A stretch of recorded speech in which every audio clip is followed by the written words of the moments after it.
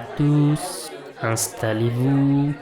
Bienvenue au cycle de seconde année qui sera dirigé par le professeur Toladil, le doctorant Kamarsa et moi-même. Ce semestre sera intégralement consacré au Dankhiara, de sa fondation jusqu'à sa conquête du continent africain. Nous étudierons les choix qui guidèrent le pays vers son ascension au rang de puissance mondiale, ainsi que les différents obstacles qui jalonnèrent l'unification des tribus fétichistes. Sortez vos cahiers.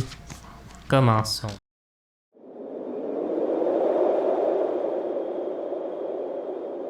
Berceau de la culture akane, plongeant ses racines dans les jungles tropicales du Niger, Kumasi n'a pas toujours été la ville-monde que vous connaissez. En fait, rien de ses humbles origines n'a laissé présager une telle destinée, et c'est ce que nous allons voir dans ce premier cours. Grâce aux travaux d'excavation menés en 2008 par l'équipe d'Inekit, les archéologues ont pu retrouver des traces d'occupation du site remontant à plusieurs milliers d'années. Il s'agissait à l'époque, selon toute probabilité, d'un campement temporaire utilisé par des tribus nomades lors de leurs déplacements saisonniers. Les rares structures sédentaires mises à jour semblent confirmer cette hypothèse, puisque les plus anciennes ne remontent qu'au 6e siècle, date où l'on suppose qu'est apparu ce que l'on pourrait, par essentialisme, nommer une tribu originelle dankhiarienne. Les récents travaux sur le sujet démontre qu'il s'agissait à l'époque d'un de ces clans familiaux tribales, comme il en existe des milliers dans la région, et qui devait compter au mieux une centaine de membres. Toujours est-il que s'ils établirent des aménagements plus permanents sur ces lieux, il va nous falloir enjamber plusieurs siècles avant que ne soient posées les fondations d'une ville à proprement parler. Tous les historiens qui se sont penchés sur la question des origines du royaume d'Ankhiara, qu'ils soient positivistes, nationalistes ou même structuralistes, s'entendent sur le fait que l'établissement d'une chefferie unie et structurée ne prend place qu'au milieu du XVe siècle. Cette transformation, ainsi que l'expansion rapide qu'elle a générée, doit tout au génie d'un homme que vous connaissez probablement de nom, Bakari N'Baté.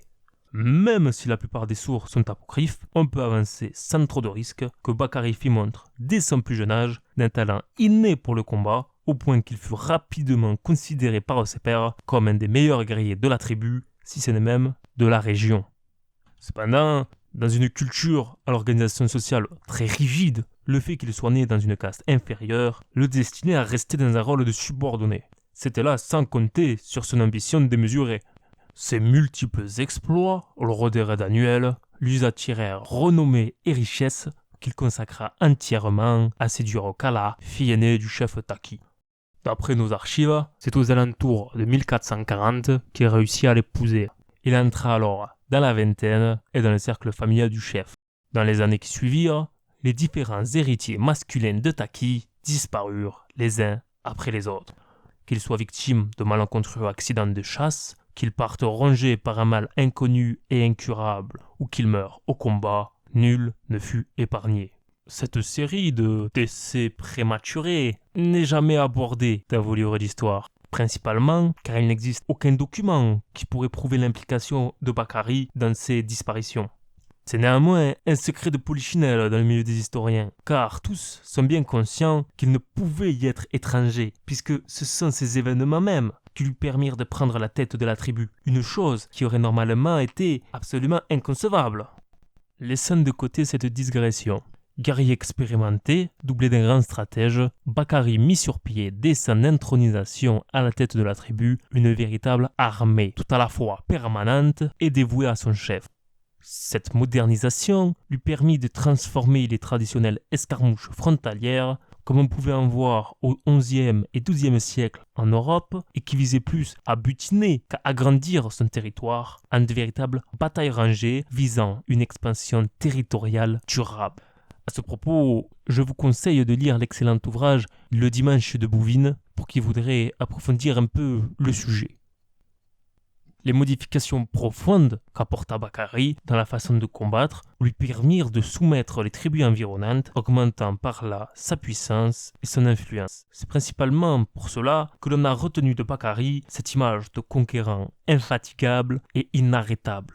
Il ne cessa en effet d'arpenter les chemins de la guerre et d'étendre son territoire. Tant et si bien qu'à la veille de sa mort, il se trouvait à la tête d'un territoire égalant par sa superficie le grand empire malien.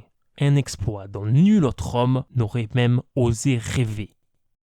Craignant que ses connaissances guerrières ne se perdent après sa mort, amenant ainsi la chute du royaume qu'il s'était taillé à la pointe de son épée, il créa dans ces dernières années un récit oral contenant en substance la science de la guerre qu'il avait mis en œuvre tout au cours de son règne. C'est ainsi que fut créé le Mokobe de Mycénia, dont vous avez forcément déjà entendu parler, puisque son impact fut tel que beaucoup d'historiens le considèrent aujourd'hui encore comme un équivalent oral au Dei Tacticum.